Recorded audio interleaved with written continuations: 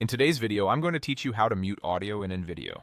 By the end, you'll know exactly where to go, what to click, and how to confirm that your project is playing back in silence when you need it to. First, open your browser and head to the InVideo AI workspace.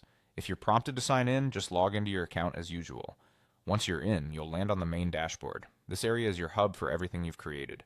Give the page a moment to load fully so all your recent work appears properly. Next, look for the section labeled History. This is where your recent projects are listed. Find the project you want to work on and click it to open.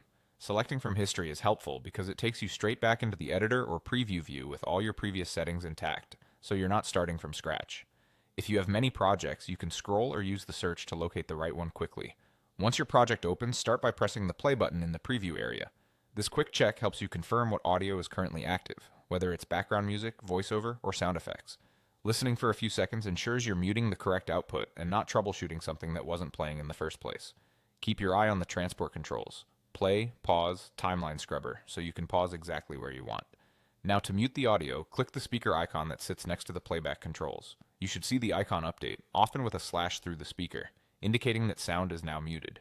In some layouts, you might also notice a small volume slider there. Dragging it all the way down achieves the same result. This control is meant for quick, complete silence during preview, which is perfect when you need to focus on visuals or record a screen demonstration without background noise bleeding through. A couple of quick tips. If you still hear sound after clicking mute, double check your system volume or any other browser tabs that might be playing audio. If the mute icon isn't responding, pause playback, click the icon again, and resume. To unmute, simply click the same speaker icon once more.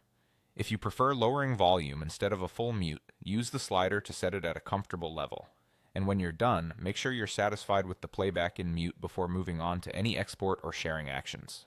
That's it. You opened your project, previewed it, and muted the audio with one simple control. Thanks for watching.